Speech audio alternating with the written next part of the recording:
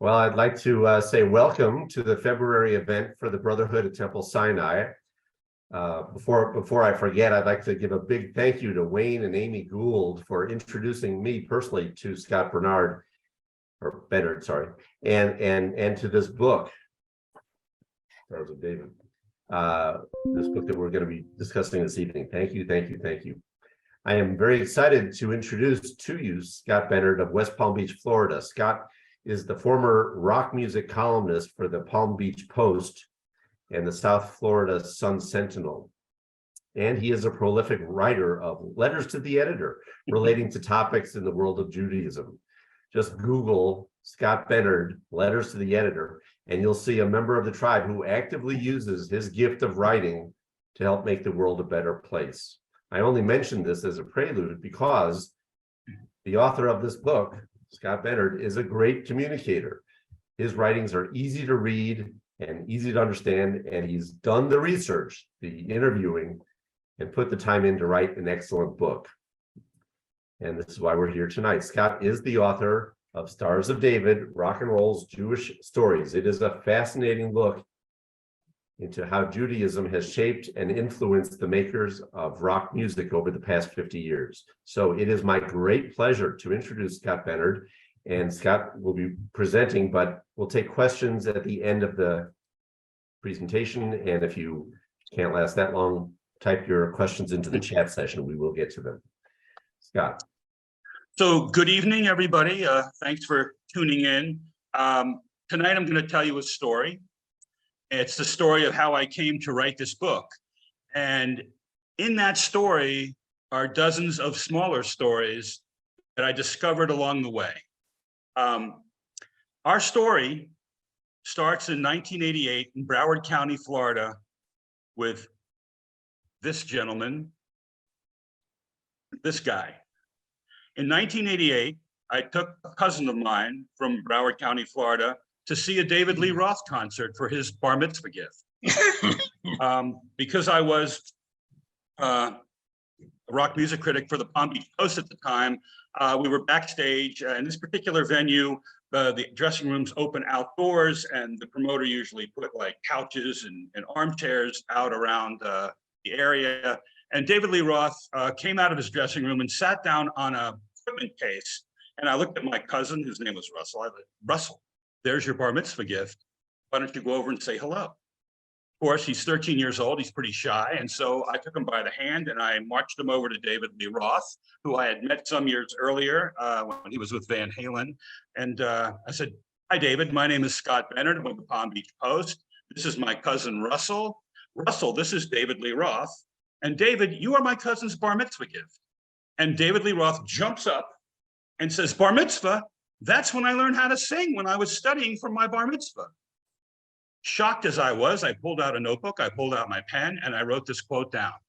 David Lee Roth, 1988, one of the biggest stars in the universe at the time, and one of the most profane too, by the way, was basically saying to me, or at least I was inferring, that Judaism mattered to him. I thought, wow, that's pretty amazing. So what did I do? I get home and I threw the notebook in a drawer. I forgot all about it. Fast forward a few years, 1995, and the next guy, he comes into West Palm Beach during a tour, stops everything, comes into West Palm Beach to pray on Yom Kippur. This guy. I call this my Dylan into Tefillin photograph. That was taken in 1983 at the Western Wall during the bar mitzvah of his son, Jesse. Anyway, I begin to think, holy mackerel, David Lee Roth, Bob Dylan, Judaism seems to matter. MTV wasn't reporting these kinds of stories, and Rolling Stone magazine wasn't reporting these kind of stories, and we had all kind of books on Jewish comedians and Jewish movie stars and famous Jews in almost every profession, I thought, except there's no real good book about Jewish rockers. And when I talk about rock and roll, I'm talking about that whole as a big umbrella. I'm talking about folk music and rap and folk rock and every genre in between. So I begin to think, maybe there's more. Maybe I could do some research, and maybe there's a whole book of of Jews who were influenced by Judaism and where Judaism influenced not only their lives with their music or vice versa, their music and their lives. Okay, I decide, all right, late 1997, I decide, okay, maybe I'm going to dive into this. And I decide if I'm going to do this, I need several criteria. I'm going to approach the book from how they are Jewish, not how Jewish they are. So let that sink in for a minute. My approach was how they are Jewish, not how Jewish they are. And basically, that is to say, what part of the big wide ocean of Judaism do they fish in, basically?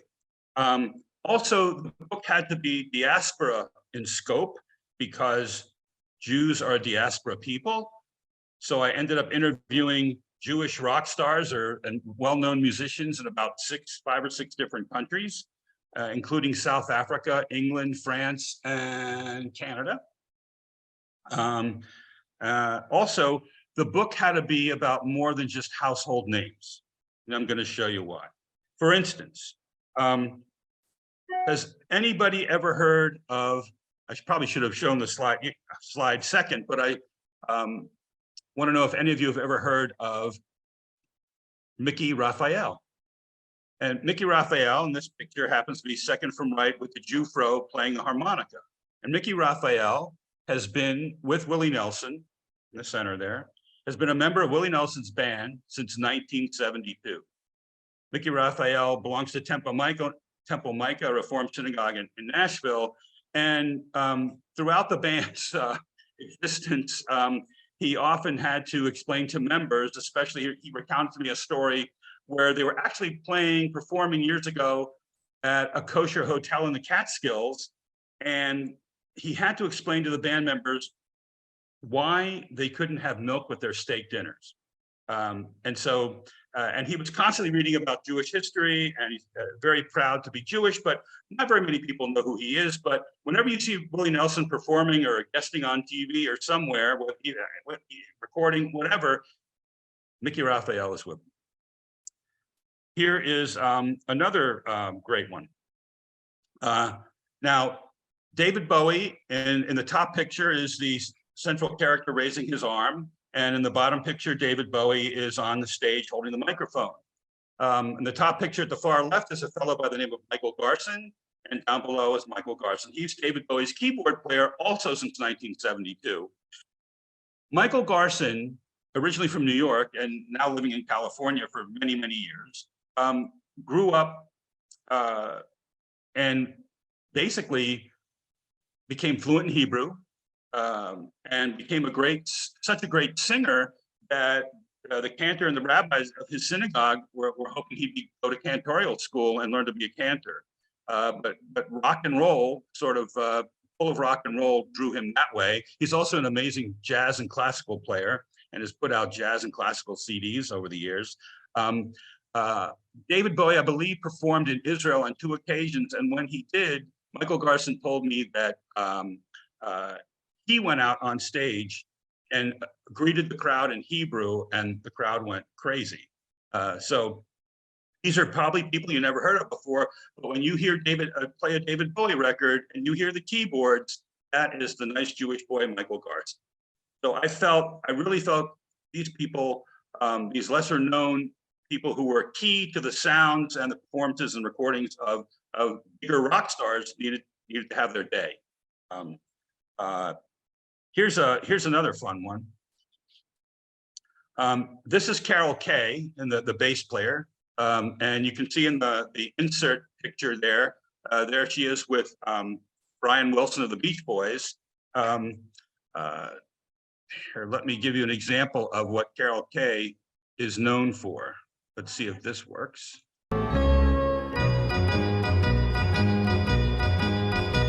Well, East Coast girls are hip. I really dig those styles they wear. And the Southern girls with the way they talk, they knock me out when I'm down there. The Midwest farmers' daughters really make you feel alright. And the Northern girls with the way they kiss, they keep fade out like a nice DJ should.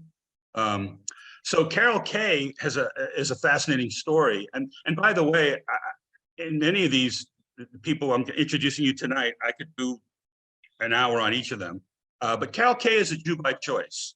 She marries a Jewish man, of course, and but ends up divorcing the Jewish guy, but decides that while the Jewish man was, you know, kind of put out of the house, the Judaism stayed. And I spoke with other people. She was a member of the Wrecking Crew. If you've heard of this, the Wrecking Crew, these were the top flight studio musicians in LA. And I interviewed several of them. A lot of them were Jewish. Hal Blaine, the drummer, Michael Melvoin, the piano player. These guys were all part of Phil Spector's Wall of Sound. And they told me that they used to see her studying for her conversion lessons in between breaks in the studio. So I felt that, and she was Brian Wilson's go-to person. Whenever the Beach Boys are making a record, he called her in to play the bass part. And she's on a lot of other records as well. So, and again, I just felt people like her deserved the recognition. Let's see, here's another example.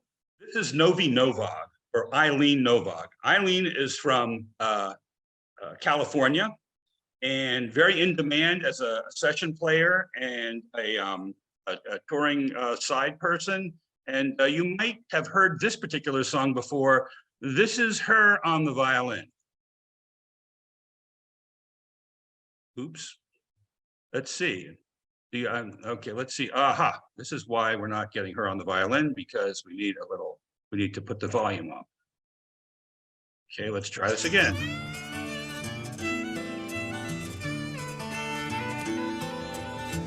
Well, if it rains, I don't care. Don't make no difference to me. Just take that streetcar, let's go in uptown. Yeah, I like to hear some funky Dixieland and dance a honky tonk.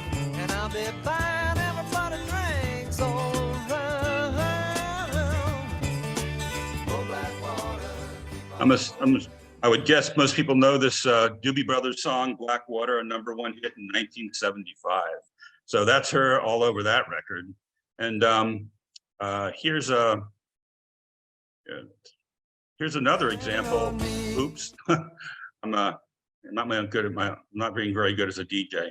So here's another hit song that she played on as well. Let's see if we can get this baby going. Okay, here we go. In a second-hand store, raspberry beret. And if it was warm, she wouldn't wear much more. Raspberry beret. I think I love her. The rain sounds so cool when it hits the bottom roof. And the horses wonder who you are. So that's a Prince top 10 hit, Raspberry Beret from 1985. And she's playing a lot of strings there, cello, viola, violin. Also, she's all over Purple Rain as well. She's on several cuts on Purple Rain from the previous year. So again, these are just some examples that as I did the research on this book, that I was discovering all these wonderful Jewish musicians, and I felt they deserve to be to have some, well, just they deserve the recognition. So basically, as I make this journey, I discover that Bob Dylan and David Lee Roth aren't the only rockin' Jews, but I also discover that no matter the social, the political climate out there, whatever decade it is, there's always Jewish rockers waving the flag of Jewish pride. I also discover that there are a lot of non-Jewish artists that have been influenced by Judaism, which really surprised me. And so I will introduce you to some of those along the way. And the biggest surprise is the effect and impact of the Holocaust on rock and roll for several reasons. One, a lot of the famous rock stars are the children and grandchildren of Holocaust survivors and victims. And I will, and Roger wanted me to make sure that I included some of this in the presentation. I do a whole separate presentation on just the Holocaust and rock and roll. It's that full of information and music and stories. And it wasn't just Jewish artists, and you'll, I mean, it's amazing how a lot of non-Jewish rockers too wrote songs about the Holocaust, because in some cases out of anger that they never learned it in school. And they decided, okay, if I'm not getting taught and we're not, and the public isn't getting taught, I'll write a song and try and help that along. And in fact, one of the greatest songs about the Holocaust that I think exists, or is one of the first ones I discovered. This is in 1998 by a rapper, a Jewish rapper who calls himself Remedy. Hang on a second, let me get you Remedy here. This is Remedy. He's from Long Island. His real name is Ross Stiller. He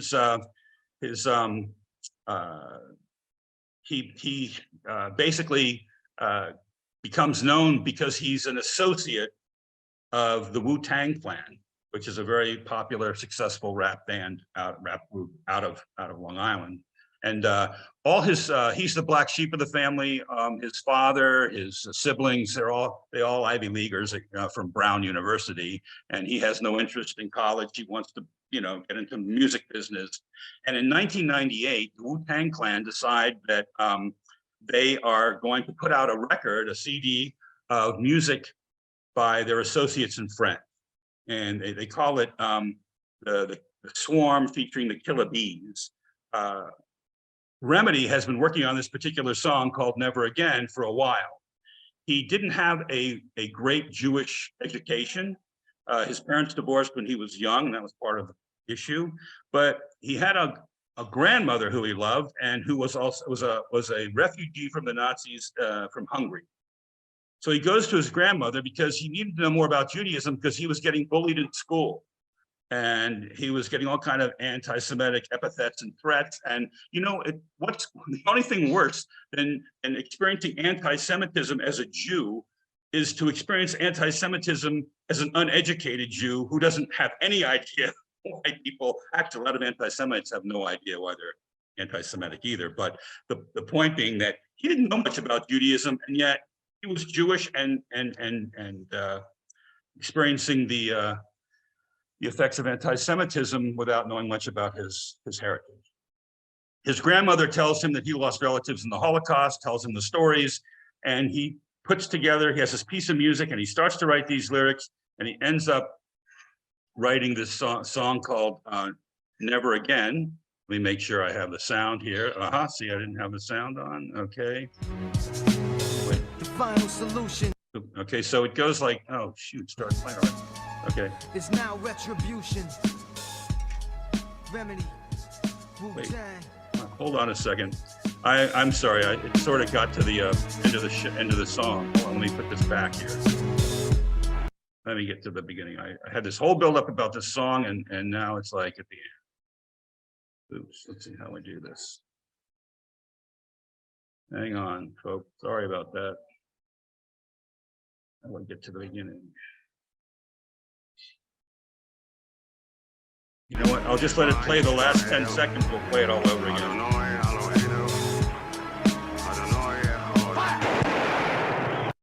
All right. So it'll. Oh shoot! No, I can't. This is it. Sorry about that.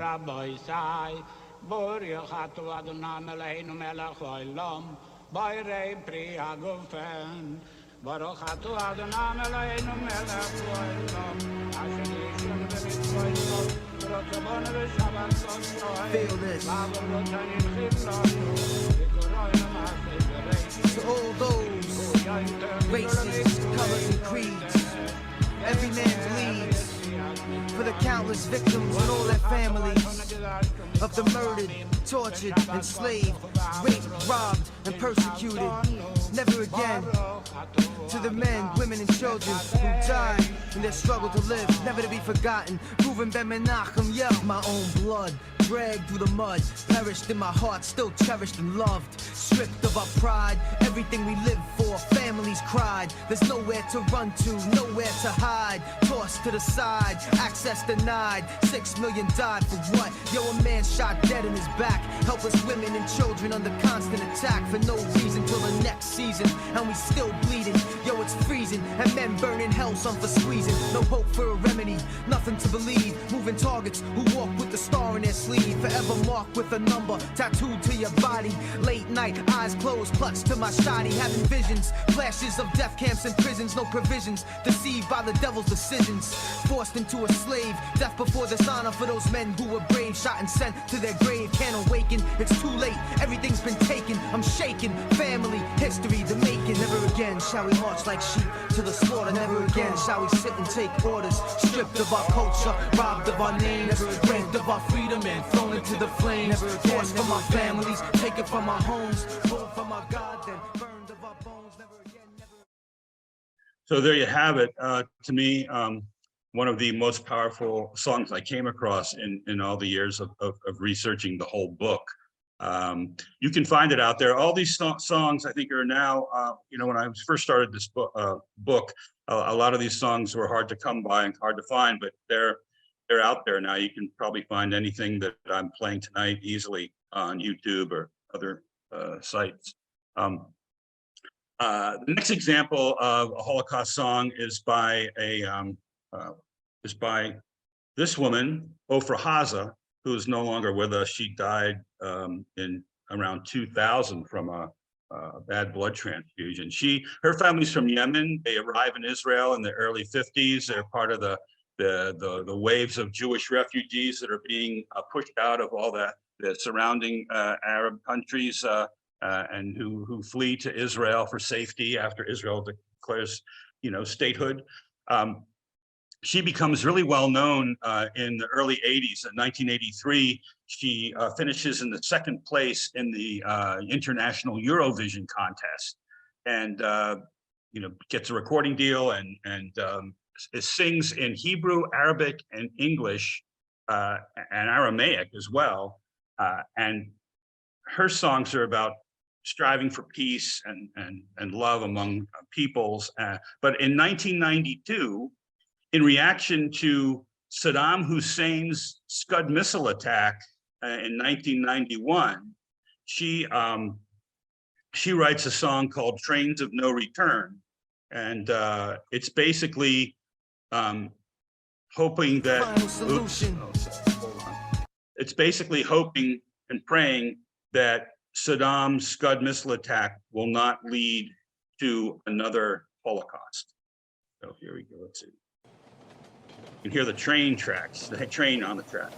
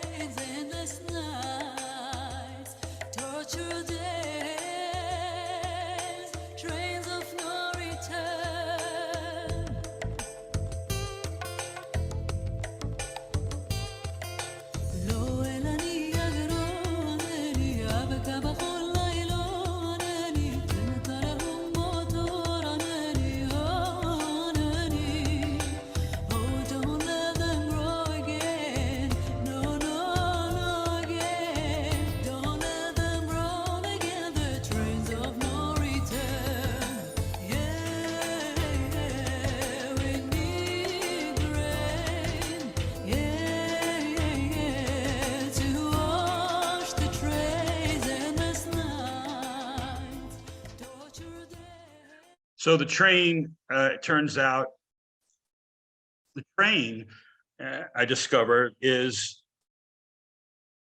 common in these songs because of how prominent it was in the Holocaust, transporting people to their deaths. So there, And then it wasn't, and not all rock stars, wrote music. Here's a great example of a non-Jewish rock star, and you'll see what he did.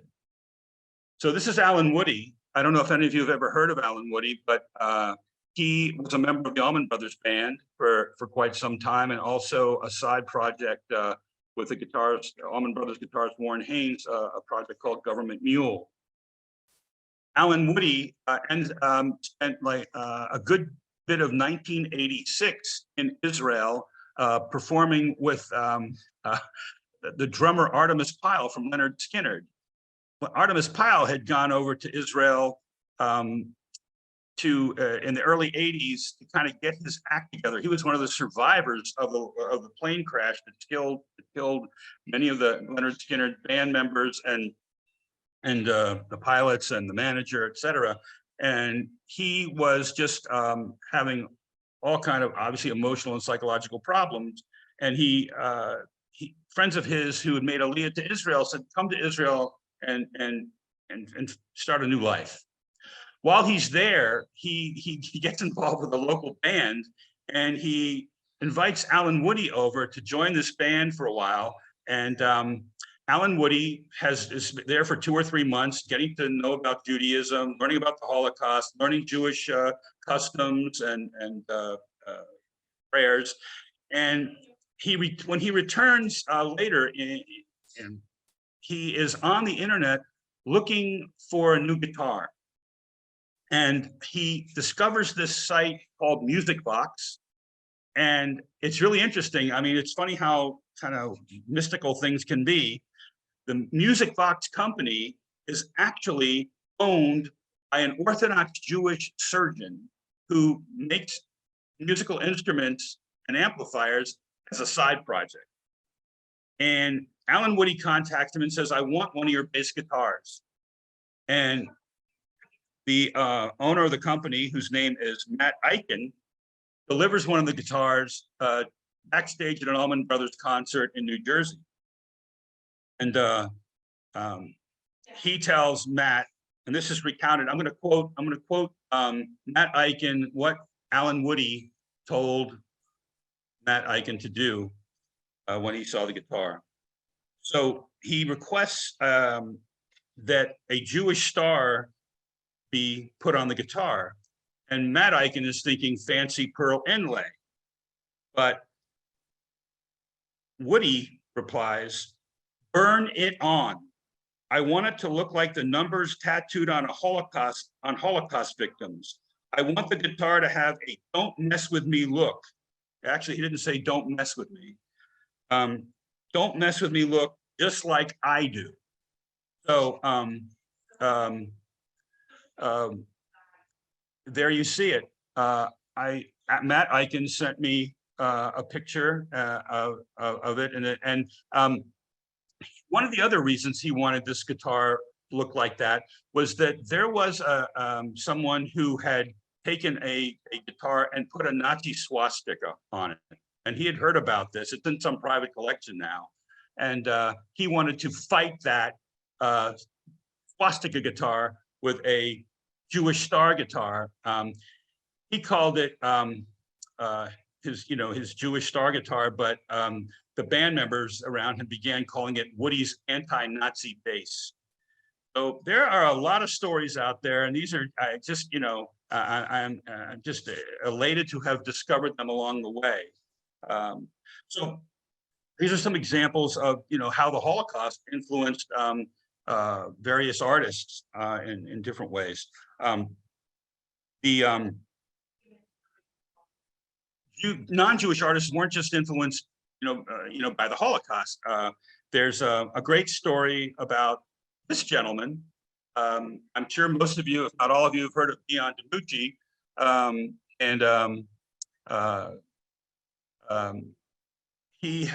Hang on one second. I really am sorry to interrupt, but I will be candid with you. My wife is on the phone in the next room, and she is really distracting me. So let me tell her to just chill. Hang on.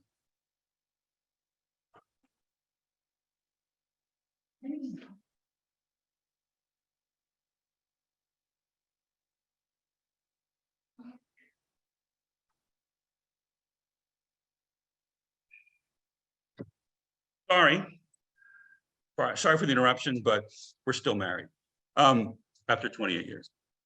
So Dion DiMucci, he leaves Dion in the Belmonts. He's in his early 20s. He's having great success as a solo act, but he's starting to have vocal problems. And friends of his say, listen, you need to go to the Bronx and see cantor Henry Rosenblatt. He's great with working. He's a great vocal coach as well as a Pazan. So Dion goes to Henry Rosenblatt. And while they're working together, Henry Rosenblatt puts on records by his father, Cantor Josela Rosenblatt, who was famous already for having a part in the original 1927 jazz singer. So Dion hears this record and he gets really excited. He runs home after the session and he tries to copy what he heard. And he writes 2 songs, basically. And one of them becomes a top 10 hit in 1962. Let's see if you let's see, know this one. Let me see, make sure the sound is on. No, it's not. Okay, so you'll see right in the very beginning, you can hear the cantorial phrasing, and I'll tell you, I'll read you what Dion told me after we listen to it.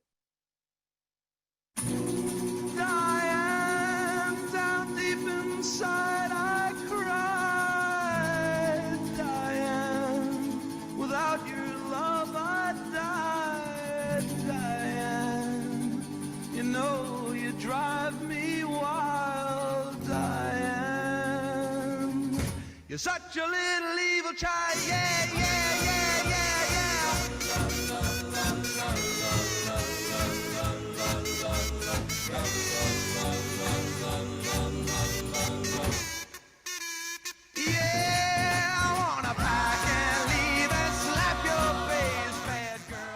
A hit complete with a kazoo too. So Dion told me this. I shall quote directly. He said, I used to describe my songs as black music filtered through an Italian neighborhood, and it came out with an attitude. But here I am singing with Jewish Middle Eastern melodies. I used a lot of influences, but there was certainly a Jewish fusion rock and roll thing. It's weird. I lifted it right from the Rosenblatt record. I was just trying to express myself. I find that just kind of fascinating. So there you have one of the biggest, member of the Rock and Roll Hall of Fame, one of the biggest stars around, who admittedly just kind of, pilfered from a cantorial record he heard back in 1962. Here's another cool story I came across.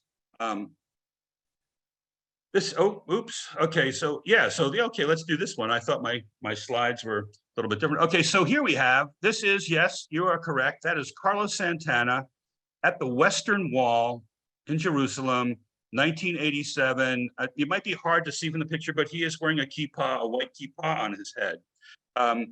He performed there in 1987. His Jewish manager, Bill Graham, brought him to the Western Wall. Along the side of the photograph, it says, we share the memory, love Bill, on the side. So the reason I even have this story is because in 2000, during the Grammy Awards, I happened to turn on the TV just as the Grammys were ending, and Carlos Santana was walking out on stage to accept, I think, his 8th Grammy Award for the record Supernatural, which contained the huge hit Smooth. And he walks out on stage. Now, imagine me just turning on the TV. The TV's been on for about 30 seconds. Carlos Santana walks out and he takes a paper out of his jacket and he goes, Kadosh, Kadosh, Kadosh, Adonai Tzvaot. And I'm astounded. And I'm going like, holy mackerel. Carlos Santana just on the Grammy Awards just recited a Hebrew prayer. And so like the next day or so, I call his management company and I am able to get a hold of his sister-in-law, who worked at the time, who works in his management company. And she tells me that he cherry picks pieces of different religions that he enjoys and uses them during special occasions. And he had recited this prayer several other times before. And also, she told me to check his 1992 album Milagro. This is his 1992 album Milagro, and it doesn't have any big hits on it, but it has that picture from his 1987 trip to Israel, and he put that on the cover. Milagro means miracle. Kind of interesting why he shows his picture on the Western Wall. So another example, the other thing too is, I haven't been able to, I'm not a genealogist, but Carlos Santana was born in Mexico in 1947. And there are rumors that his family were conversos from Spain who fled the Inquisition to Mexico. But I don't have any proof, and I haven't tried to track that down. But it's kind of interesting that he finds certain Jewish rituals pertinent to him. Here's another interesting story. Oops, wrong way. This is a Christian band called Apologetics. And Apologetics is kind of like, let's say, a Christian version of Weird Al Yankovic, taking very well-known hit songs and turning them into sometimes funny, sometimes serious, but songs that have a different message, but you recognize the song right away. So I came across this song. This came out in 2002, and the leader of the band is named John Jackson, and he, decided that it was important that the New Testament basically says that you're supposed to love the Jews, okay? And there are many places, I have not read the New Testament, sorry, folks. But he said that there are many passages in the New Testament that say you're supposed to love the Jews. So he wrote this song to remind his fellow Christians they should love the Jews. Let's see, let's make sure I have the sound on. I didn't screw that up again. Okay, so yeah, okay. All right, so here we go.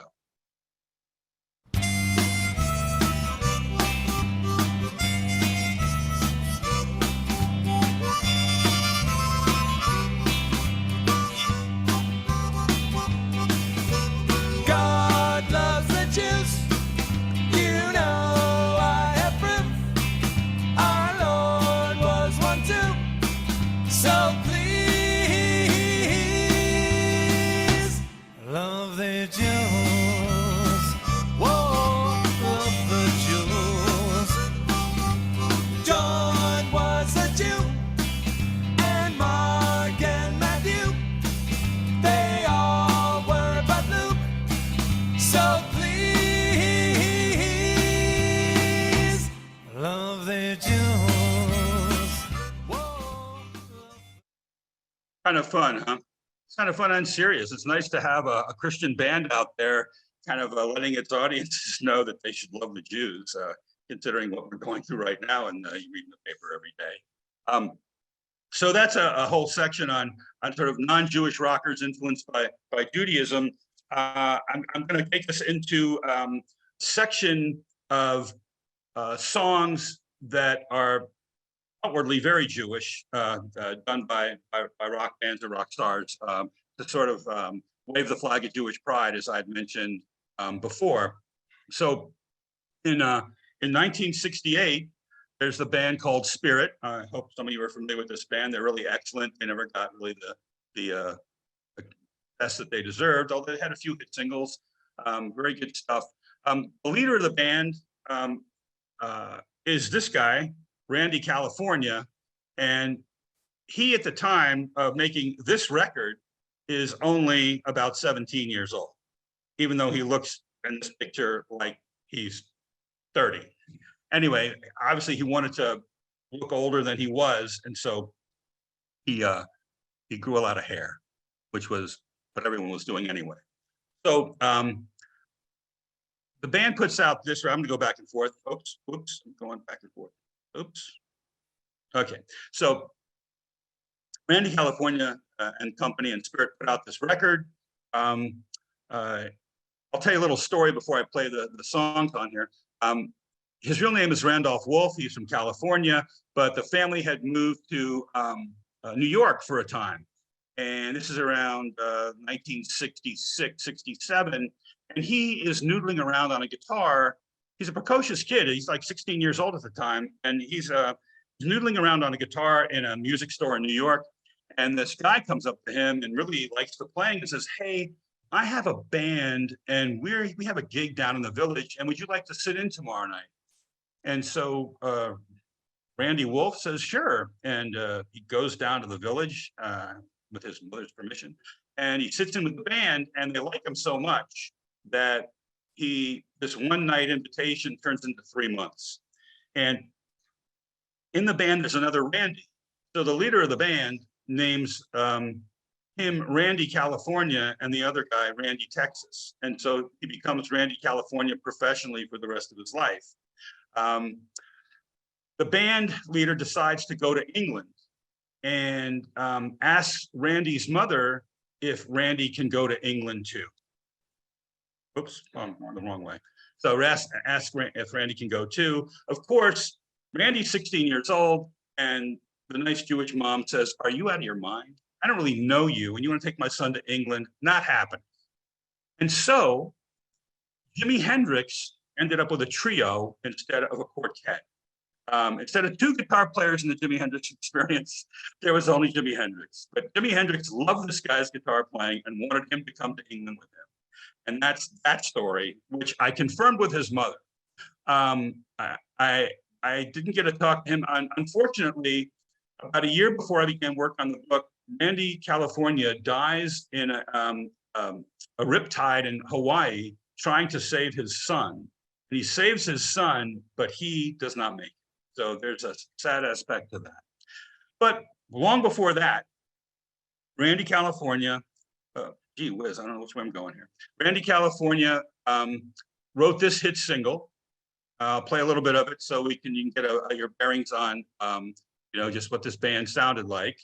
And so this was the hit single on this record, and maybe some of you are familiar with it.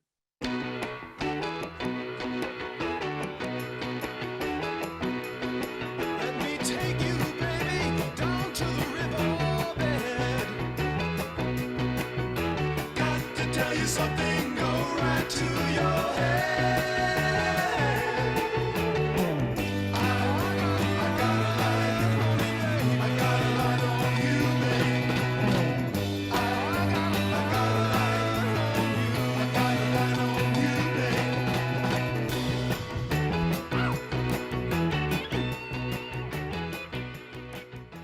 Anyway, I Got a Lot on You, top 40 hit in 1968 for Spirit. And on the same record, on the other side, is this song. Oops, let's make sure I have the sound on. Nope. See, this technology. I'm a writer, not a technologist. Whatever that means. Try this.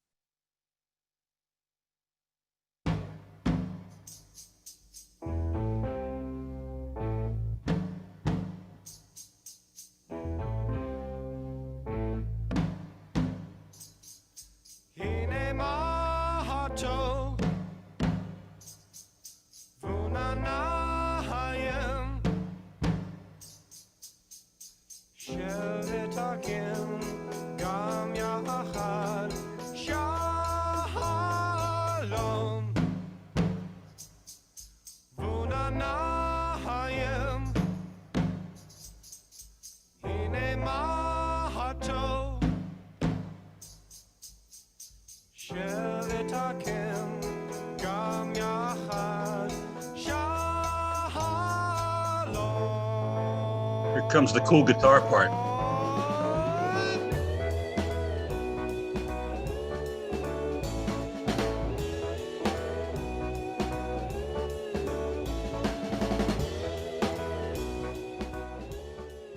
Anyway, that's like a 17-year-old kid playing and who wrote the song. So on the record, The song is just called Jewish. That's the title he gives the song. I have the sheet music, and it says the song is Jewish music, Randy, California, lyrics traditional. And I just laugh at that. The lyrics are only like 3,000 years old, but they're traditional. Anyway, I think one of the reasons he put the he put the song on the record. Why is this like, oh, there it is. He put the song on the record is because he grew up in that kind of household. The whole idea is that the translation of that is how wonderful and sweet it is to live together in unity, and to be together in unity, roughly translated. And so that's the kind of, even though his parents were divorced, there were musical instruments all over the house. His uncle ran a club in LA for a blues club and a folk club, and musicians were coming over all the time. There was a spare bedroom, people were welcome. It was like the tent of Abraham in his house. And so that's the environment he grew up in. And I think he wanted to wave the flag of Jewish pride, and also that message out of it's better, it's wonderful to live in unity. And here's another. Here's this slide that kept on popping up when I didn't want it to. But this is an album cover from around the same time, 1968, 69. This is called. It's hard to read, and it's purposely hard to read because the record company didn't want it too prominent. But the title of this album is called Two Jews Blues, and it's by Barry Goldberg and. Now, Barry Goldberg, by 1969, he had already been, he had played with Dylan. He had been in a band with Michael Bloomfield called The Electric Flag, which is a band I love. And so it was supposed to be Barry Goldberg and Michael Bloomfield. It's just a blues rock album. There's no Jewish songs like Jewish or Hine Matov on there, but he wanted to wave the flag of Jewish pride in the title. And Michael Bloomfield was supposed to be the other photo on the cover and his name, but Columbia Records would not allow Michael Bloomfield contractually to be on a record called Two Jews Blues. Remember, it's 1969. So he sneaks on there as an alias and plays on like 3 or 4 songs. And someone in the graphic arts department, instead of using Michael Bloomfield's picture, greatly upset Barry Goldberg because the other guy on the album is Jesus. And so Barry Goldberg didn't find that very funny, but you know, the album came out at least because it was, he told me that the record company didn't want to do it. The record stores, many owned by Jews, did not want to carry the record. Good record though, holds up today. Even Duane Allman's on a cut. Anyway, I also asked him, I said, Barry, how come you didn't change your name? I mean, Goldberg isn't the most rockinest, you know, cool marquee name at the time. And he told me the greatest quote of all the quotes I got in all my interviews. He said, if Goldberg was good enough for my Uncle Arthur, the Supreme Court Justice, it was good enough for me. So Barry Goldberg, rock on. So, and by the way, Barry Goldberg and Michael Bloomfield were both really proud of their Jewish heritage. And in fact, really told me, Barry told me that they really, I guess I want to say looked askance, but that's too poetic. They basically didn't like people who weren't proud of who they were. And these guys were bad dudes. I mean, they got kicked out of school because all they wanted to do was play music, and they used to kind of sneak into the black blues clubs in Chicago and just sit at the feet of Howlin' Wolf and Muddy Waters, and eventually, after a long period of time and always showing up, they got invited up on stage to play with them. So that's that one. Here's a quick story here. The Electric Prunes.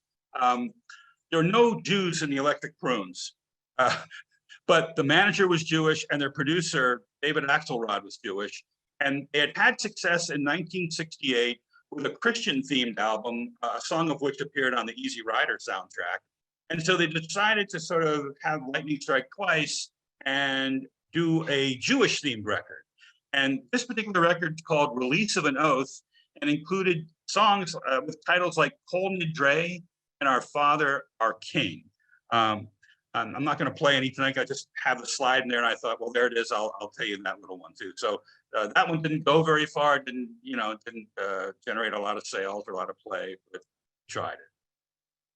Here again, we have our friend Kinky Friedman, the founder of Kinky Friedman and the Texas Jew Boys. I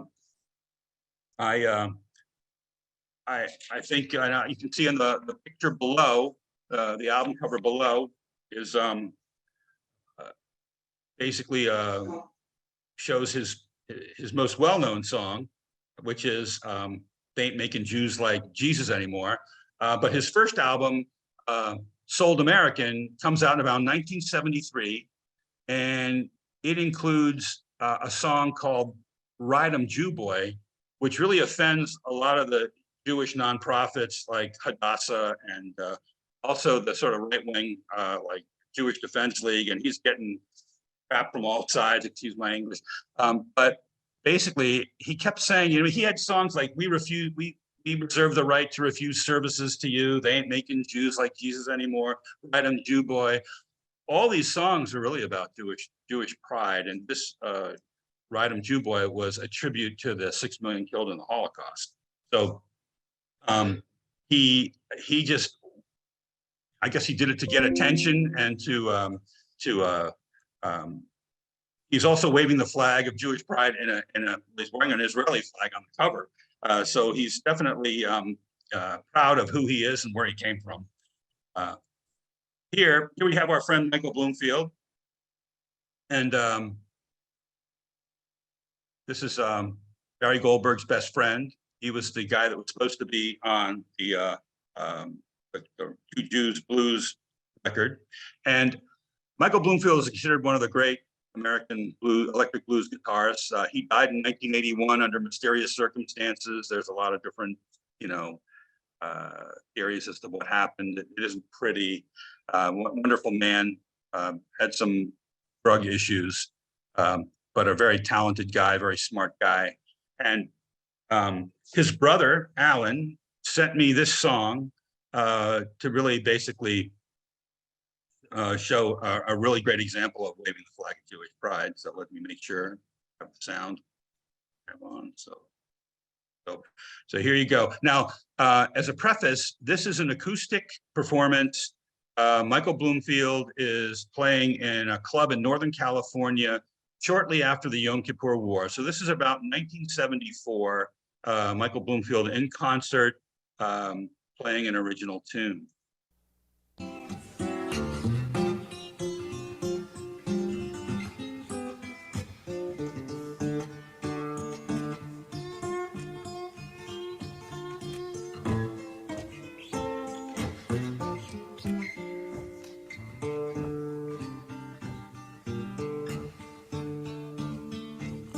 I'm glad I'm Jewish. I'm glad I'm Jewish.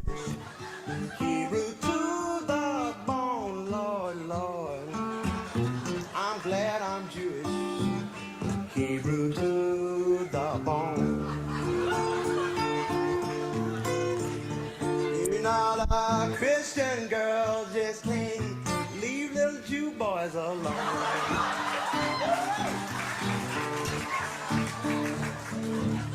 Just like Miss Meyer. This is Miss Meyer, Golda. Just like Miss Meyer.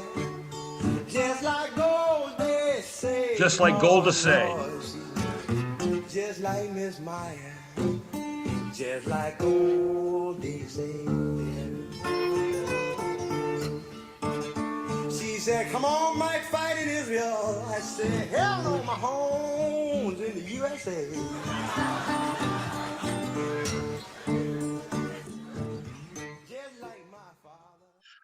So that is I'm Glad I'm Jewish by Michael Bloomfield. And the interesting thing about this song is it goes on and on. It's just a couple more verses, but they get more serious. I mean, people are laughing. It's pretty funny. But the last verse, the hammer comes down and he sings, I'm glad I'm Jewish. I'm glad I'm Jewish. Hebrew to the bone. I'm glad I'm Jewish. I'm glad I'm Jewish. Nobody leaves the Jew boy alone. And to me, it's his defiance of saying, you can hate me for what I am, but too bad. Because I love who I am and where I come from and what my heritage is. I'm glad I'm Jewish, and I don't care what you say or do. And to me, it's one of the more powerful songs I came across in all this research. Here's another cool one. Oops, let me get the back up. So this is an album cover from a record called Hoist, released in around 1994 by Fish. And the upper corner, you see the band. The two middle guys, Michael Gordon, the long-haired dude, second from left from Trey Anastasio, and Jonathan Fishman, second from right. Gordon is the bass player and Fishman is the drummer. So those of you who know, are fans of Fish or know about Fish, you know they try everything. I mean, they're quite experimental. They're not afraid to try any kind of music or play any kind of music. And so sometime in 93, 94, Michael Gordon brings several songs to the band to learn. One of them is Avinu Malkeinu, and the other is Yerushalayim Shel Zahav, in an a cappella version that one of his classmates at the Solomon Schechter School in Massachusetts kind of helped him, arrange, as he is a Solomon Schechter School graduate from Massachusetts. So he brings him to the band, and the band says, "Cool, let's do it." And they play Avinu Malkeinu, I understand, fairly often in concert, and you can find that online. This one, I don't think they do as much. It's really hard to sing live, but they put a piece of the song on the end of this record. Now, when I play it, you're going to first hear a car crash and breaking glass, and then you'll hear the band singing a cappella, Jerusalem of Gold, Yerushalayim Shel Zahav. There's a point where you think it's over, but then it comes back in. So we'll play that, and you'll. Oh, and by the way, Michael Gordon said whenever they did these songs, he could tell who the Jews were in the audience because they'd lean in like this, and he would get a real great satisfaction from that. Oops, I did. Hold on. You got to get the sound again. Sound must be gotten. Here we go. Here's the car crash. Car crash.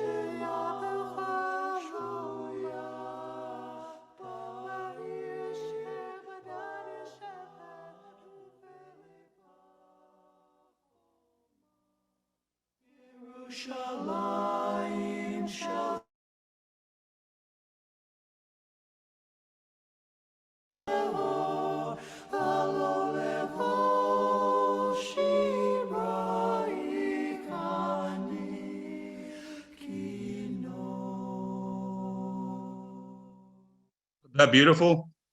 I find that very beautiful. Fish from 1994. And then 10 years later, we have this fellow just comes out of the blue.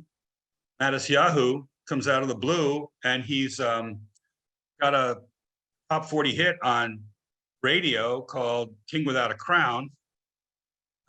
He kind of fuses beatbox and reggae and rock all together, and throws out Hebrew lyrics and songs about God. And I'm going to play you just a little bit of one of my favorites. It's off the same record, but it's called Got No Water. Water is a metaphor in this song for faith.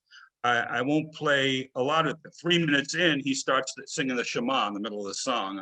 I don't want to play that much, but you can go find it online and hear him sing the Shema yourself. This is what Matisyahu sounded like, you know, in 2004 when he comes out of the blue. And it's really interesting too. I was at a concert, Matisyahu concert in 2005 with a friend, outdoors. He comes bounding on the stage. He starts to sing. He's wearing tzitzis, and he looks like a Hasidim. He's got the jacket and the fedora, and he comes bounding out on stage. And these two college kids behind me go, I'm thinking like, okay, that was pretty funny.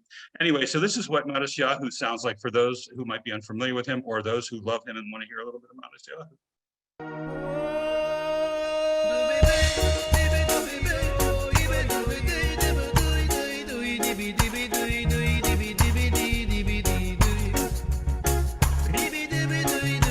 Quench my thirsting soul and you fill my appetite. I give myself to you cause you treat me right. I put my trust in the world and the world gets tight. Shift my trust to you, it's like a crystal clear night. Expand in all directions, bless them sections to unite. Hashem's rays, fire blaze, light my way, light of my life. And these days will wait, no longer night. I'm reaching for my God like skyscrapers in the night. I see that no its heart inside is empty, God is cuts like a knife. Internalized, or a vibe's bound to be alright. I see the world in the praise from below to above. Take flight in the sky, got wings like a dove. We're soaring to the heavens where the angels fall in love. Where the glory of Hashem fits like a dove. I see the world in the praise from below to above. Take flight in the sky, got wings like a dove. We're soaring to Shemayim where the angels fall in love. Where the glory of Hashem fits like a glove. Hashem rules the world, Israel is his wife. Anyway, that's Matisyahu singing Where the Glory of Hashem Fits Like a Glove. Pretty cool. So now we're gonna go into a section on songs with a Jewish soul. No outwardly Jewish content at all, but the whole origin of the song comes from a place in these acts, these songwriters' Jewish hearts and soul. So the first one is by a guy named P.F. Sloan. If you've never heard of P.F. Sloan, this guy in the 60s was all over the place writing hit singles with his Jewish songwriting partner, Steve Barry. He, whatchamacallit, hang on, I wanna, let's see, where do I wanna go from here? He's got so many hits, the Turtles, the Grassroots, the Mamas and the Papas, but his biggest hit, basically, he told me that one night, God spoke to him and he got up out of bed and he put 4 pieces of paper on his bed. He started writing 4 different songs at once. And this particular song that I'm gonna play you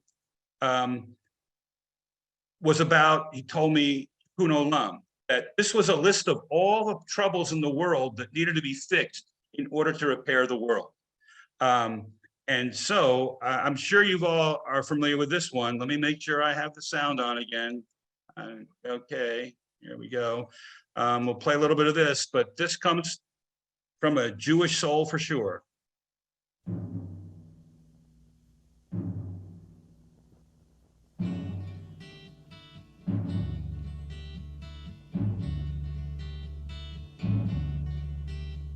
The Eastern world, it is exploding, violence flaring, bullets loading.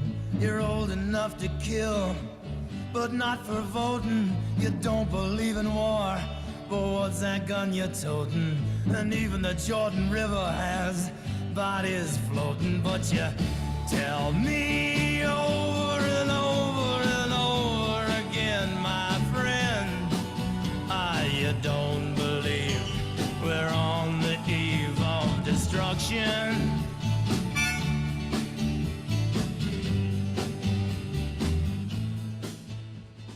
I know you want to hear the whole thing, but we must move on. Anyway, so of course, that's not P.F. Sloan singing. Although he wanted to have a solo career, he was such a good songwriter that the record company people kept on putting him in a room to write songs. And that is Barry McGuire, ironically a born-again Christian, singing the song that became a #1 hit in 1965. But in my interviews with P.F. Sloan, you know, he basically says it's It's tikkun olam. It's the recipe for what had to be fixed to repair the world. Again, here's another interesting character, Eddie Schwartz. He's Canadian. I don't know if any of you have heard of Eddie Schwartz, but Eddie Schwartz used to attend Jewish summer camps. And he also was a fledgling songwriter. And at these camps in Canada, Israeli dance troupes and folk singers would often be invited in to perform. And he was taken and very much influenced by their themes of triumph over adversity, of turning deserts into oases. And so he begins his songwriting, even though it's regular love and romance and life stuff, the inspiration comes from his Jewish summer camp experiences, listening to Israeli folk singers. And one of his biggest hits, probably his biggest hit, is this one. And this is his version of it. This is him singing it, not the person who had a hit with it, which I'm sure you'll recognize right away. But another song which you would never know comes from a Jewish place.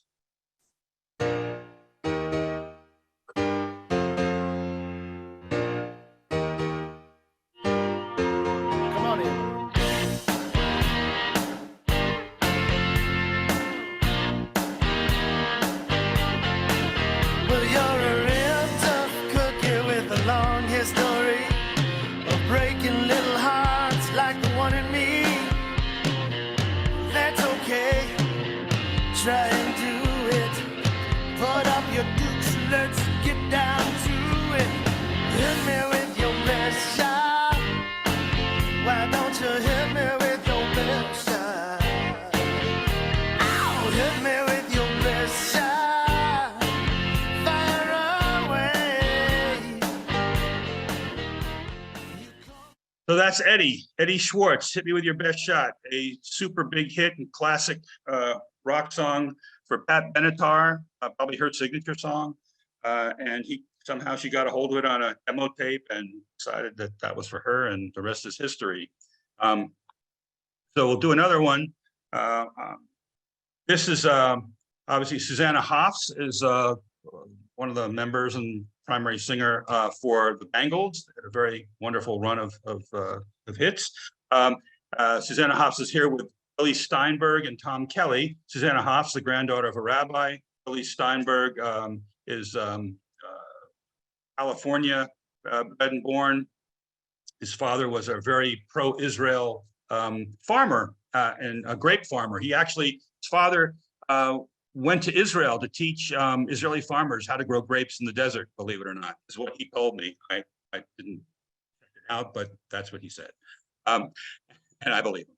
So anyway, Billy Steinberg tells me the story of when he's young. He used to carry around a notebook, 11, 12, 13 years old, and he was in the sanctuary of his synagogue, and they were explaining to him about the Ner Tamid, the eternal flame, the light that never goes out. And he was fascinated by that concept. And so he wrote it down in what he calls his wonderment file. He kept all these notebooks, and over the years, as he became more and more prominent songwriter, he's had 5 #1 hits with 5 different female acts. He seems to, write somehow for female voices. But anyway, he and Susanna Hoffs and Tom Kelly had a writing session, and he was looking through his notebook, and he came across the note he had scribbled all those years ago, the eternal flame, from his little tour of the synagogue. And the result was this.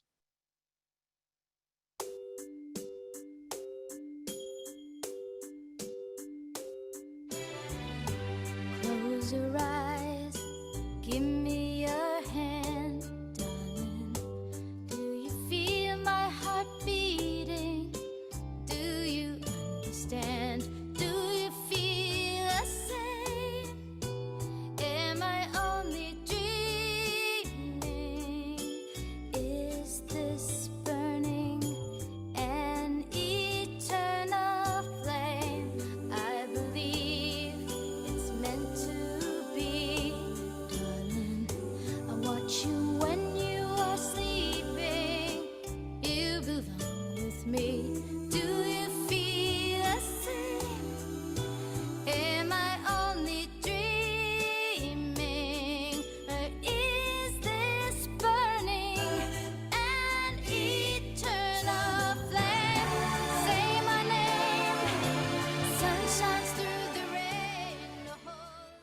So there's Eternal Flame, a #1 hit for the Bangles in 1989, based on a young aspiring songwriter's notes that from a tour of his sanctuary. He was about 12, 13 years old. So now we're entering our last little section. This section are stories I discovered of rockers doing Jewish. So it may not be in their music, but it's in their lifestyle. So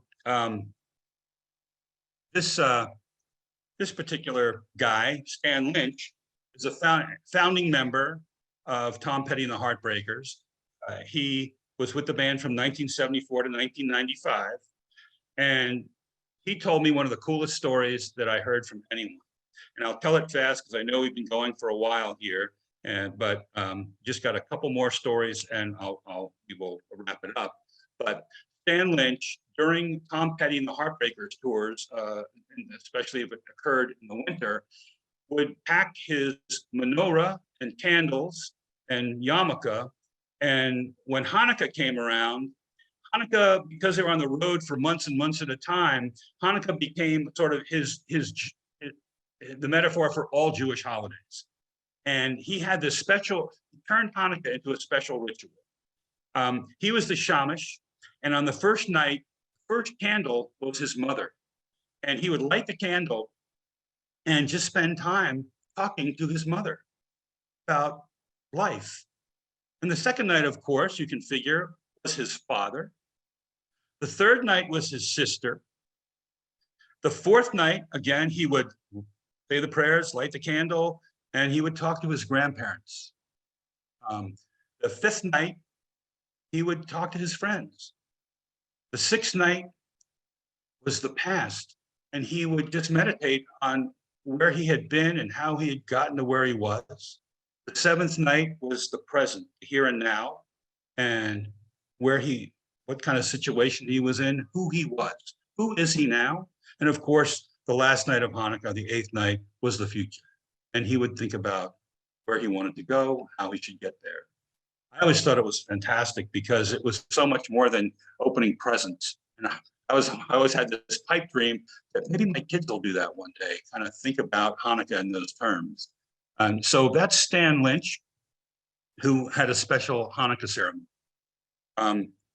Here we have Bon Jovi. I'm sure you've all heard of Bon Jovi, and the fellow in the back on the right behind Bon Jovi is David Bryan, whose full name is David Bryan Rochbaum, and he's the founding keyboard player in the band. He told me that he is proud that if he wasn't on tour and he could go to synagogue in his synagogue in Edison, New Jersey, I believe, he would blow the shofar on the high holidays. And he said he was proud of blowing the longest Tekiah Gedolah of anyone. And at the time when we're doing the interview, he said, Scott, I'll take on all comers.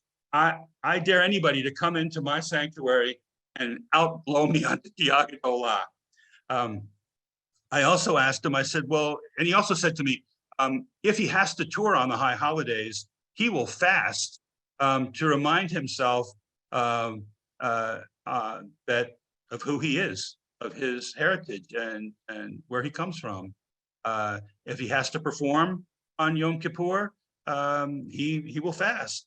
I asked him, where's the most exotic place you have gone and pray during tours? And he said he found a synagogue in Hong Kong one time and attended services there. Here's one more. This is Rami Jaffe, bar mitzvah picture. Rami Jaffe, in the 90s, Rami Jaffe was in a band with Bob Dylan's son, Jacob, in the Wallflowers. He was a keyboard player. Currently, he is a member of the Foo Fighters. So here's the Wallflowers, and Rami Jaffe is second from left. Jacob Dylan is center. On the far right, you have a guy named Greg Richling, and those are the three Jewish members of the band at the time, 1996, when they had that huge album, Bringing Down the Horse, with multiple Grammy wins and hit singles. And so he told me that on tour on Friday nights, if they had to play on a Friday night, and I often did, that he would gather the band and anybody in the entourage, the roadies, whatever, before going out to play, they would say Kiddush and Motzi. He said, we're wandering Jews and we have to remember who we are, and no matter where we are. And at the time I interviewed him, he says, we can't always find kosher wine or challah, and we'll use whatever we have. And it was funny. He said, Scott, last Friday, we said Kiddush over Pepsi and Motzi over potato chips.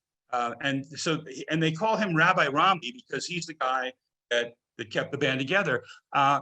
When it was time to record their next album, which I believe is called Breach, a couple years later, the recording sessions fell on Hanukkah, and he brought a knapsack with candles and menorah and kippahs and prayers. And before recording each night, they lit the candles and celebrated the holiday. So these are stories that, like I said, the rock press never reported. You never hear them on MTV, but they exist. That these rockers, these singers, songwriters, musicians care about their Judaism, and Judaism has been important in their lives. And I felt it needed to be reported, and so I ended up, 6 years later, publishing Stars of David: Rock and Roll's Jewish Stories. Here, this will be our last song. I'll tell you about Victoria Shaw. She's originally from New York, but has been living in Nashville for a long, long time. She wanted to be a singer, and she's pretty good. She's released some solo albums, but she became really, really famous, really well known in Nashville as a songwriter. She had written 2 #1 hits for Garth Brooks and a bunch of hits for a lot of other people, and was also helped discover and produce the first album of Lady Antebellum, which had changed its name to Lady A. And she had a really incredible success on placing songs in daytime soap operas like As the World Turns and things like that. But she also, like Mickey Raphael in Nashville, she also belongs to Temple Micah. And so around 1998, some friends of hers come to her and say, we are trying to raise money for cystic fibrosis research and to find a cure for cystic fibrosis. And we were thinking maybe you could help us with some sort of fundraiser. And she tours a children's hospital and visits patients and gets a better understanding of what the illness is and how it affects kids, and lungs and stuff. And so she writes a song called One Heart at a Time. And it's kind of like a We Are the World for cystic fibrosis. And she asks Garth Brooks and Michael McDonald and Olivia Newton-John and Faith Hill and a bunch of people to sing on this song. And it ends up selling like 250,000 copies. No, I guess, I can't remember how many copies, but it raises $250,000 in its first year of release for the cystic fibrosis research. And it's called One Heart at a Time. And it goes like this. Oops, I'm gonna have to like do that whole thing again. Gotta go like, here we go. Goes like this. Here it is. One heart at a time.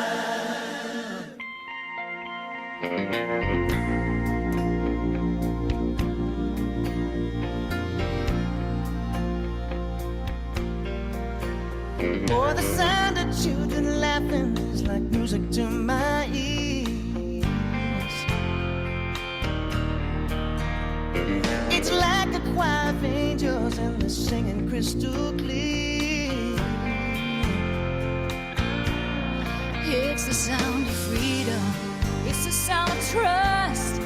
It's the way their eyes shine, 'cause they believe in us. It just takes one heart at a time. Can't you see it? We'll be holding on so strong with your hand in mine. We'll be the links in a powerful chain that can erase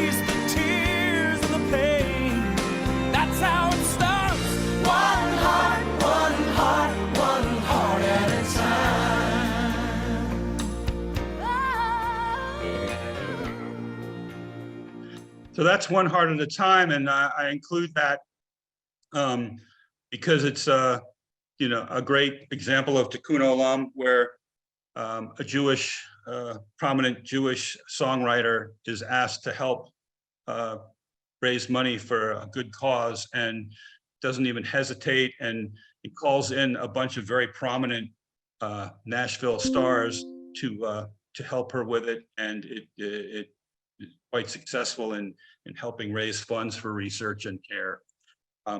So along with that, I'll just leave you with this last message, and we can end it here with this little note, and that is, Hine ma tovu manayim shevet achim gam yachad. How wonderful and sweet it is to dwell together in unity. Thank you. I hope you've enjoyed this, and rock on. Yeah, thank you very much. Well done. There are some questions in the chat, about people in music who you not mentioned tonight, but I think are in the book. Okay, let's see. Yeah, so let's see, where do I go? Okay, let's see. I'll start at the top here. I see there's okay. Singer from Disturbed, Geddy Lee. Yeah. So David Draymond, I actually, so David Draymond from Disturbed, his grandfather's a Holocaust survivor. One of the things I can tell you off the top of my head, because I did research on David Draymond, is that there was a tour, I can't remember the dates, but where they open up, where he comes out and he's in a container, and there's this green colored gas that's supposed to, be a metaphor for the gas chambers at Auschwitz. He was very outspoken about being the grandson of Holocaust survivors, and I didn't get a chance to speak with him, but you're right. David Draymond deserves mention, and let's see. I'm just kind of scrolling through here. Let's see. Let me go back up to the top here. So let's see. Okay. Did Schwartz make any money on? Yeah, Eddie Schwartz, I'm sure at that point, back in the 80s, and 79, 80, songwriters are getting royalties, not like now, where there's not much royalties to be had, I don't think. Norman Greenbaum is in the book. Someone asked, what about Norman Greenbaum? Had a great chat with Norman Greenbaum. He is in the book. Like I said before, there's going to be people that are in the book that I just don't have time to talk about. But yeah, it's really funny. The whole Spirit in the Sky thing was totally about commercial. It had nothing to do with his love of Jesus or anything. He just came up with a great lyric and hook, and he did it for the money. And believe me, it's great because it's been in a lot of movies and a lot of shows. Let's see. Oh yeah, someone says Greenbaum's in the book. Someone's asking me, excellent presentation, thank you. Who is or was the original Jewish person in the world of rock and roll? Well, I mean, the record company owners, the producers, the label owners, all the early ones, I mean, they come out of the army, and they start record companies, and they start producing rhythm and blues records, and I mean, so many of these small labels like TK Records with Casey and the Sunshine Band. I'm like blanking on his name. I've spoken with him many times. He actually, oh my gosh, I wish I could remember his name. So he has this record label out of Miami called Henry Stone. His real name is Stein, and he changed his name to Stone. And he actually takes his rabbi to Israel when he's like 75 years old to get the bar mitzvah he never had. So, I mean, like movies and film, I mean, which you could say are started by Jews who don't want to be known as Jews, but Metro-Goldwyn-Mayer and I mean, all these guys that formed the music industry, the film industry, is very similar in the music business. That so many of the record companies and especially even the small labels, they're all, I mean, the vast majority are Jewish entrepreneurs. Geddy Lee, a fantastic, someone's asking about Geddy Lee. I end up interviewing Geddy Lee after the book comes out. It really is very frustrating, but he was a wonderful interview. I include him in my talk on the Holocaust and rock and roll because he is the child of Holocaust survivors. He has a fascinating story, which in 2004, I interviewed him because the band was on its 30th anniversary tour of when Neil Peart, the drummer, joined the band 30 years before in 1974. In '84, they have a song on an album, a song called Red Sector A, which they perform practically all the time in all their shows, because it's inspired by Geddy Lee's mother's liberation from Bergen-Belsen concentration camp by the British. And so he had been talking to his mother at one point, asking her, what was it like to be liberated?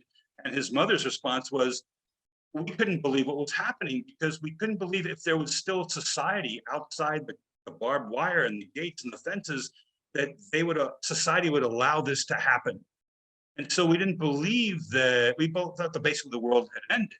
And so when the British troops come in, they're in shock and don't understand what's happening. On the 50th anniversary of the liberation of Bergen-Belsen in 1995. Oh, and by the way, so Geddy Lee takes this story and gives it to Neil Peart. Neil Peart makes the lyrics for Red Sector A, which is kind of futuristic, but basically about his, basically inspired and influenced by his mother's story about being liberated.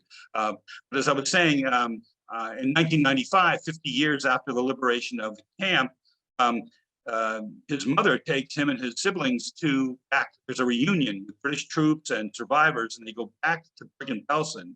And his mother is feeling great, and looks at his mother and is in a great mood. And said, Mom, what's going on? She's stamping her foot on the ground, and she says, I'm here and he's not, referring to Adolf Hitler. So Geddy Lee's a great one to talk about.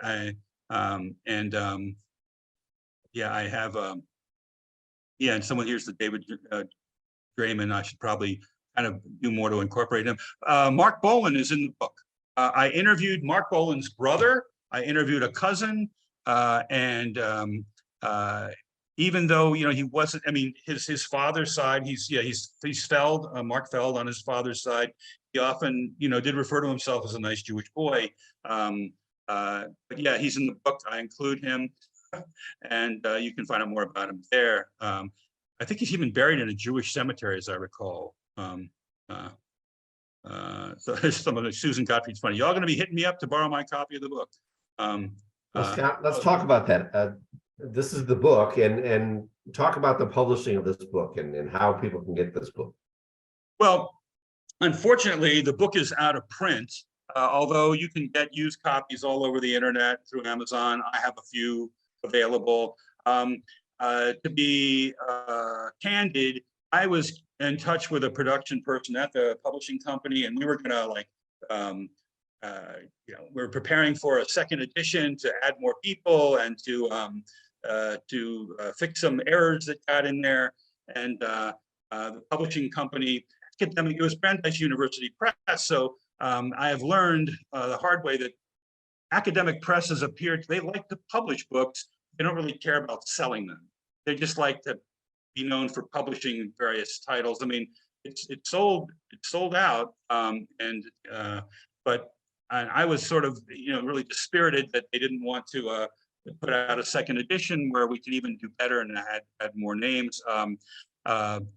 There's even a paragraph that I wanted, people are asking me, how come so-and-so's not in the book? And how come so-and-so's not in the book? And I was trying to take the high road and not want to whine about why Neil Diamond wouldn't do an interview, or why Carole King wouldn't do an interview, or why Paul Simon, what happened with Paul Simon. I'll tell you one very funny story though. Do we have time for one funny story? Sure. Okay, so anyway. So, I had a long list, and I was discovering more and more people. This is a tip of the iceberg from the book, and also a lot of interviews I didn't make the book that I would have put in later. So here's a great example of my journey and my research and trying to get people into the book. So there are, or were, 5 of 6 members of the Jay Giles band were Jewish or are Jewish. I'm thinking, okay, this is fantastic because I got 5 out of 6. All I need is 1. You know, when I started out doing the book, I thought I'll get every Jewish member of every band. I did that with like Country Joe and the Fish, and I got exhausted. I said, I'll never be able to finish this book if I'm going to try and get every Jewish member of every band. And I got 2 or 3 in some cases, but then I said, okay, I just need 1 member from a band if they are a band and not just a solo act. So here I am, Jay Giles band, 5 guys, and I'm getting nowhere. I'm friends with the rock music critic of the Boston Globe, and he's friends with the keyboard player Seth Justman, and he reaches out to Seth Justman. But I hook up with Magic Dick, whose real name is Solwitz, and he says, oh yeah, I'll do it. I'll do it. We're going to be coming to Florida, me and Jay. We have this little blues side project, and we're going to be coming down there, and we'll do the interview then. And I'm thinking, like, fantastic. And so they're playing Fort Lauderdale. They're playing this little blues festival. I meet him beforehand backstage, and he says, you know, I don't feel like doing it now. I will do it another time. I just don't feel like doing it now. And so I'm sitting on the side of the stage with his parents, and I get his mother's phone number, okay, his parents' phone number. And after the show, you know, days, weeks go by, and I'm not hearing from them, and I'm not getting return calls. So I call his mother. I'm really dogged. As Max Weinberger, the East Beat band, says, you are tenacious. Well, you know, I was kind of driven to get this done.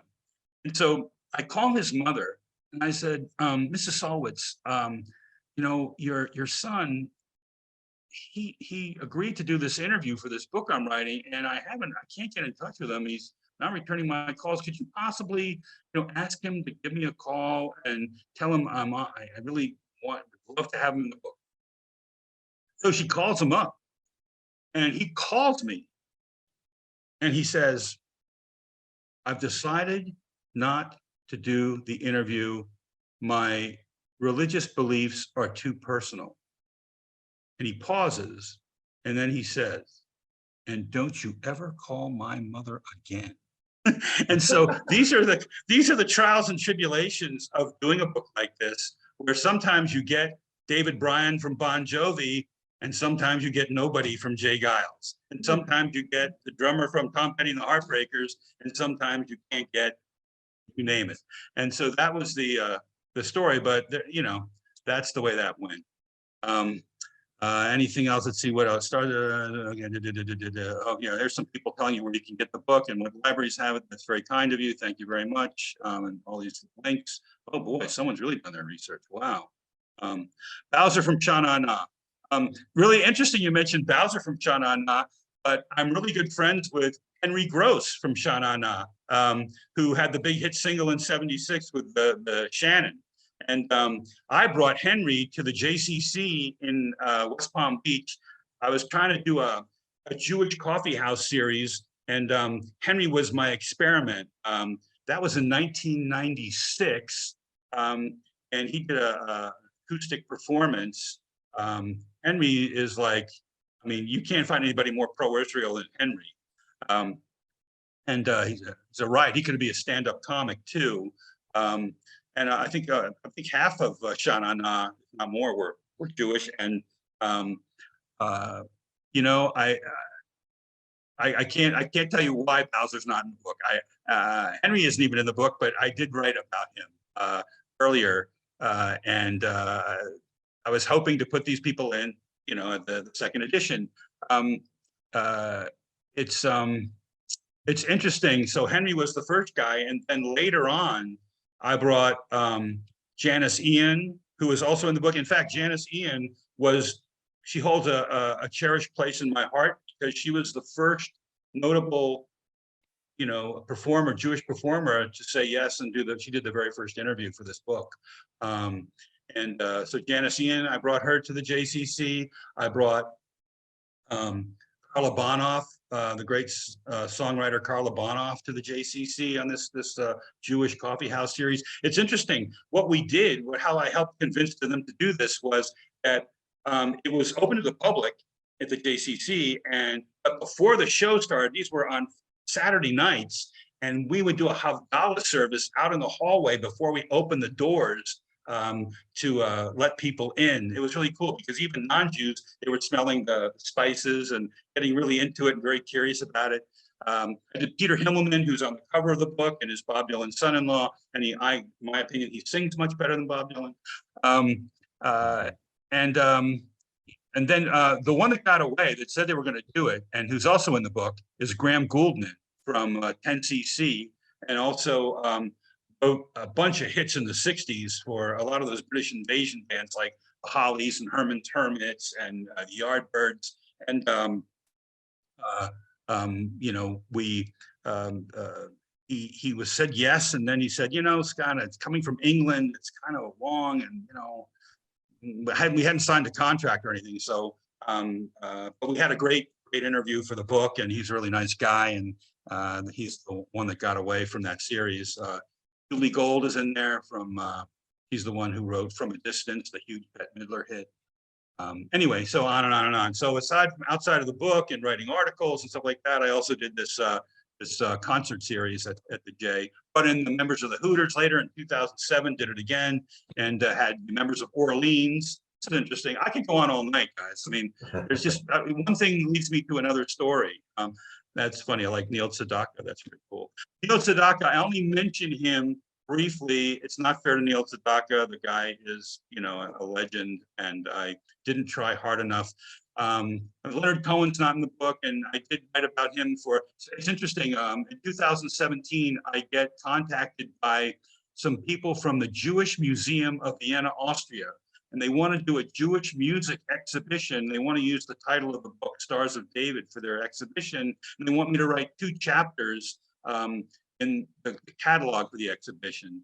And basically, there's no copyright on titles, so I said, go ahead and use it. And when I wrote one of these chapters, I basically wrote the Leonard Cohen part that got away from my own book. So I felt like I had done Leonard Cohen right with, even though I didn't interview him, I would, if I could add something, like I didn't interview Bob Dylan, but Bob Dylan's in the book. And if I could add something new, then I would write about the person. But if I was just going to cut and paste something, I wasn't going to put them in this particular edition. Anyway, let's see what else. What about Sam Glazer? Well, see, Rick, you're talking, I think Rick Recht and Sam Glazer. These are musicians that are Jewish and in the Jewish community, and these are all guys that put out Jewish records. I wanted to tell the story of your, you know, singers, songwriters, musicians who are in the general public, and you know, getting played on the radio and touring in front of general public, not religious. So these guys were not even on my radar. I wasn't even trying to think about them. I'm looking to see if I've missed anybody's question. I apologize. I'm just scrolling through here, but I appreciate all your comments, your kind comments. You liked it, and letting people know where they can get the book. It's funny. Someone asked me, do I have plans to update the book with 21st century contributors? Well, if I'm still a working guy, you know, so, it might be something in my retirement. I know Roger has been on my case that, Scott, you got to do this. You got to back out. So Roger, now that he has my phone number, I may never hear the end of it. We have to actually update the book. Yeah, and I promise I'll put Neil Sedaka in. Hopefully I'll get him before he passes away. I'm like looking, I'll put David Drayman in too. He deserves it too. Neil Sedaka is from Western Pennsylvania, not far from here. Oh, really? Yeah, Beaver County. What do you know? Anyway, I do mention Neil Sedaka in the chapter on Jay and the Americans, because he was in the group that preceded Jay and the Americans. And now, like, I don't have the book open to that chapter, but with Kenny Vance. That's funny. All those guys in Jay and the Americans, they all changed their names. Kenny Vance was Kenny Rosenberg, for instance. And then he leaves to go on his solo thing, and you know, and you know, they go their own ways and they have their own wonderful careers. Anyway, yeah, so I think I've got everybody's questions, and I really appreciate the kind comments and kind words, and I'll try and do my best to do something in the future where we add all these people that you've asked about, and all that turned out. It is kind of fascinating. Anyway. Wrapping it yeah. up, I just want to add a comment or two. For me, I love hearing the stories about people's careers in music and the behind the scenes stories. But this book also introduced me to people in music I never knew before, and songs I never knew before. And in this age of streaming music like Spotify, Apple Music, YouTube, I found myself listening to songs that Scott identifies in this book.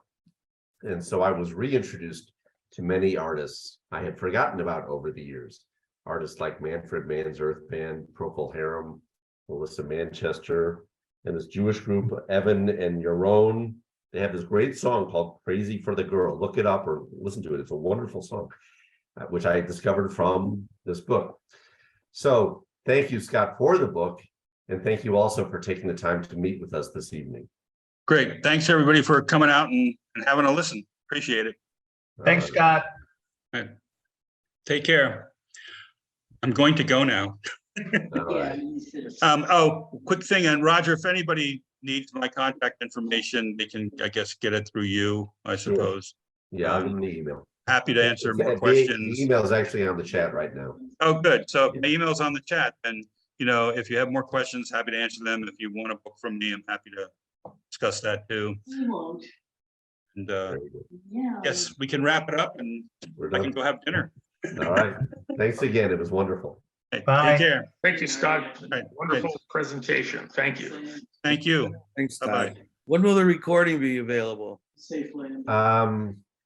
Scott doesn't want this to go on YouTube, but we are recording it, and so we'll figure that out. Send me an email, and I'll get you Len's email address. I have it. Len, I'll take care of it. I'll give Roger your email address, and we'll get in touch with you when we figure out how the recording is going to be available. Yeah, our rabbi's son played with Fish when they were here this past summer. He was invited up on the sound check, and they gave him a guitar and he played, and he's only 12 years old. That's fantastic. Super.